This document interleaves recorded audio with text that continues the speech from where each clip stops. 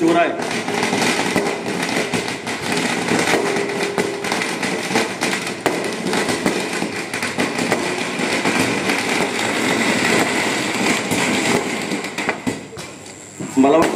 मला फटाकडे हलण्यास वाटतो.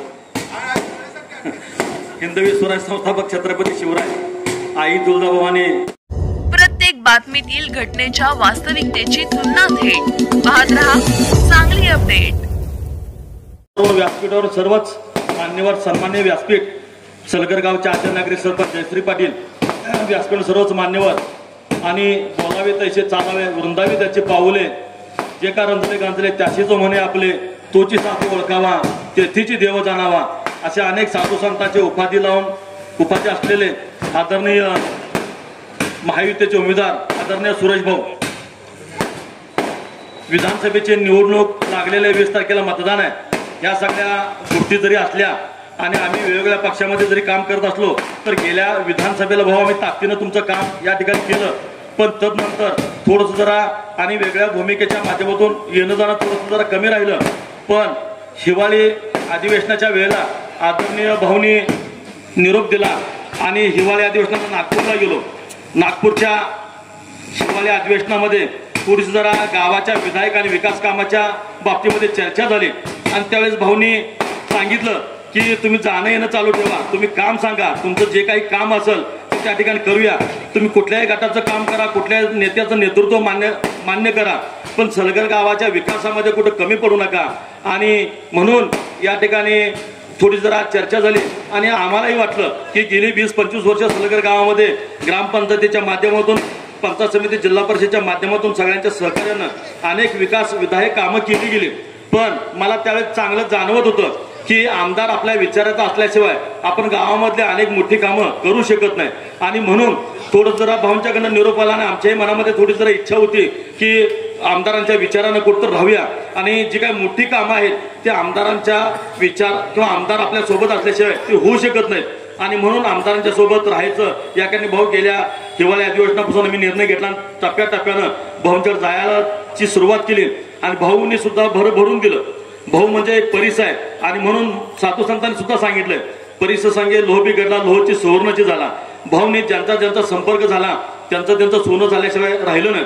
आणि म्हणून या ठिकाणी भाऊंच्या पाठीमागे उभं राहून गावामध्ये जी काही मोठी कामं आहेत, बारीक सारीक कामं आम्ही आमच्या पातळीवरती भाऊनी जरी लक्ष नाही दिलं तर आम्ही आमच्या ताकदीवरती आणून बारीक सारीक कामं केलेली आहेत.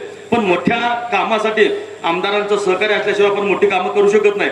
आणि ह्याची जाण आणि जाणीव असल्यामुळं या ठिकाणी भाऊंच्या पाठीमागे ठामपणानं उभं राहायचं ठरवलं, भाऊचं काम करायचं ठरवलं.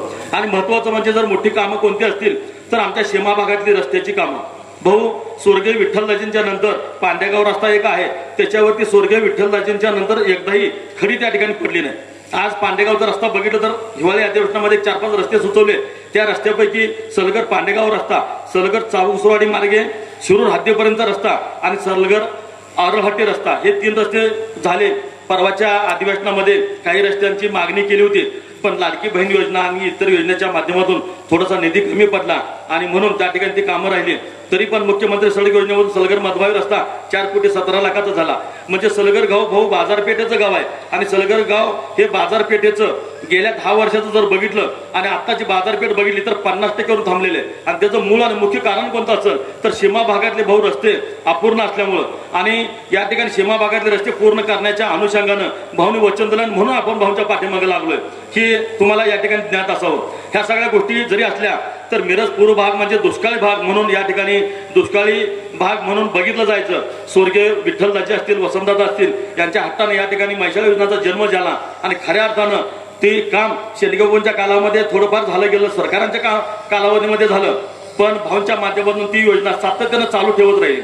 भाऊ आम्हाला या ठिकाणी तुमच्या बाबतीमध्ये रस्त्याच्या बाबतीमध्ये आंदोलन करावं लागायचं, मैशाळ योजना चालू करावी म्हणून याच्यासाठी आंदोलन करावं लागायचं. आणि आता हे अलीकडे 4-5 वर्षात बघितलं तर आमचे आंदोलन बंद झाले. मग नक्की काय करायचं हा प्रश्न निर्माण झाला. आणि खऱ्या अर्थानं सलगर गाव हे काम करणाऱ्याच्या पाठीमागे राहिलेलं आहे आणि हे 25 वर्षाचं इतिहास आहे आणि त्याचा मला चांगला अनुभव आहे. आणि म्हणून याही वेळेस काम करणाऱ्या पाठीमागे सलगर गाव राहतं याची प्रचिती येत्या विधानसभेला तुम्हाला मताधिक्याच्या रूपानं दिसल्याशिवाय भाऊ या ठिकाणी राहणार नाही. रस्त्याच्या बाबतीमध्ये सलगर मिरज रस्ता जर बघितला तर या ठिकाणी भाऊ मला चांगलं आठवतं, या 7-8 वर्षापाठीमागं आमच्या सीमा भागातलं एक महिला ज्यांची परिस्थिती नाही अशी महिला गरोदरपणामध्ये बाळंतणीला मिरजेला जात असताना खड्ड्यामध्ये एसटी बसमध्येच प्रसूती झाली. आम्हालाही लाज वाटायला लागली. एकंदरीत थोडं जरा गाव कारभारी म्हणून घेत असताना एवढं सगळं थोडंसं एसटी मध्ये एखाद्या महिलेची प्रसूती होत असेल तर आम्हाला थोडंसं जरा ते भूषण वाटत नव्हतं. पण भाऊ कुठंतरी त्याच्या पाठीमाग तळमळ निर्माण व्हायची आणि म्हणून थोडीशी त्यातली महत्वाची मळमळ होती तर तुम्हाला विरोध करायचा आणि दुसरी मग थोडं जरा रस्ता व्हावा आणि म्हणून भाऊ सातत्याने आम्ही आंदोलन करत राहिलो आणि आंदोलन करता करता आज एवढा मोठा रस्ता झाला की भाऊ खरोखरच तुम्हाला सलगर मिरज रस्ता बघितला तर भाऊ आम्हाला आमच्या गावातल्या कामासाठी मग शाळेच्या पोरांचे दाखले असतील, राशन कार्ड काढायचं असेल 2-2 वेळा सांगली मिरज करावं लागायचं आणि संध्याकाळी कधी झोपलं हे कळायचं नाही. पण आज भाऊ बघितलं तर अवघी सांगली मिरजला कधी गेलोय म्हणजे मुंबईला जाणार नव्हतं. म्हणजे एवढं मोठं काम भाऊ या ठिकाणी केलेलं आहे. ह्या सगळ्या गोष्टी करत असताना सलगरची बाजारपेठ केली पाहिजे, सलगर मधले सीमा भागातले रस्ते झाले पाहिजेत आणि म्हणून या ठिकाणी भाऊच्या पाठीमागे ठरवलं.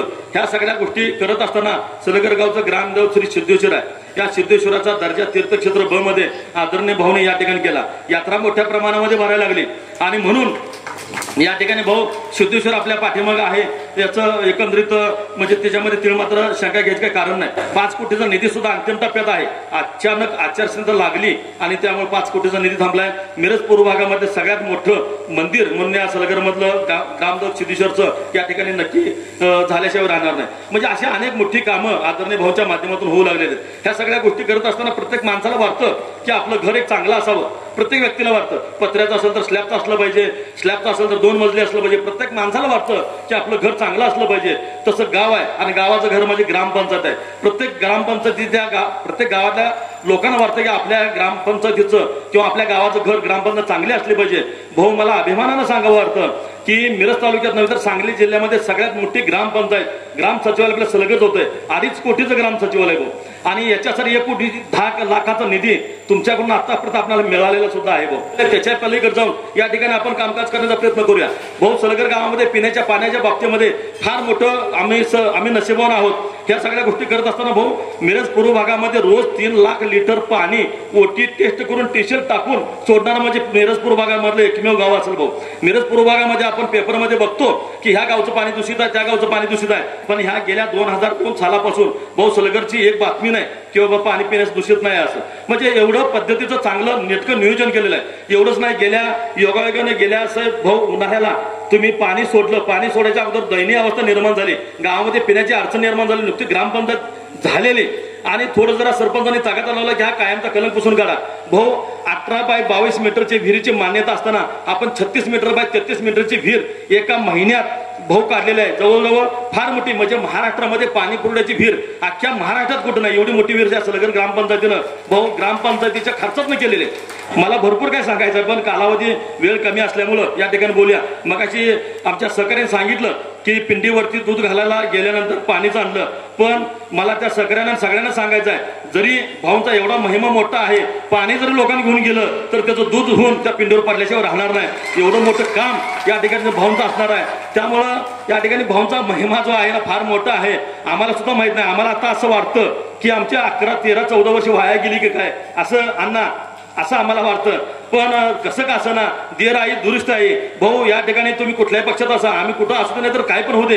फक्त गाव सलगर गाव हे केंद्रबिंदू मानून आणि सलगर गावामधला वंचित घटक गरीबातला गरीब कुटुंब केंद्रबिंदू मानून काम करण्याचं काम आतापर्यंत आपण केलेलं आहे. आणि भविष्य काळामध्ये भाऊ याच्यापेक्षा पलीकडचं जाऊन आपण या गावामध्ये कामकाज केल्याशिवाय राहणार नाही. भाऊ मला उद्या राजकारण माझं काय असणार आहे. आज व्यासपीठावर बघितलं तर सगळ्या गावातली सगळी नेते मंडळी सगळ्या गटातटाची एकाच ठिकाणी येऊन बसलेत. मला बरीचशी माणसं म्हटली होता उद्याला तुमचं काय उद्या तुमच्या निवडणुका लागतात. मलाही माझ्या राजकारणाची काळजी जरी असली तर मी एक ठरवलं की गावानं आम्हाला भरभरून दिले. 25 वर्ष ग्रामपंचायत दिली, सभापती केलं, जिल्हा परिषद झालं, नियोजन समिती झालं आणि म्हणून या ठिकाणी माझं राजकीय नुकसान झालं तर चालेल पण गावाच्या विकासाचं नुकसान झालं नाही पाहिजे. फक्त आणि फक्त भाऊ एवढी एकच तळमळीची इच्छा मनामध्ये ठेवून त्या ठिकाणी तुमच्या पाठीमागे राहायचं ठरवलंय. वेळ प्रसंगी भलेही 2 पावलं मागे जरी राहिलो तरी सुद्धा काय आमच्या अडचण नाही आणि सगळ्या ताकदीनं या ठिकाणी काम भाऊ होईल. येणाऱ्या आता जास्त वेळ काही घेणार नाही. येत्या 20 तारखेला भाऊंचं